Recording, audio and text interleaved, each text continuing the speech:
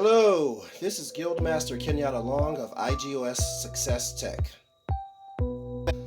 Now, in order to empower yourself with the power in your MechTech energy cell, what you're going to do is make sure that you take the sigil of your amulet or MechTech energy cell. You're going to take that image. Okay, so for demonstration purposes, here is the sigil. So what you're going to do is take the sigil of your MechTech energy cell and place that face down on your third eye. Okay, so now you have it on your third eye. So once you have the sigil there, what you're going to do is use your light energy transfer tool. You're just going to send a beam of energy into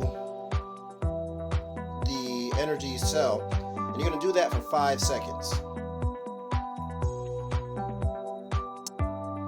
And you're going to repeat the same process with your crown chakra. So you're going to take the sigil side of your MechTech energy cell, and you're going to place it on top of your crown chakra, and you're going to send the beam of energy right down into the crown chakra for 5 seconds.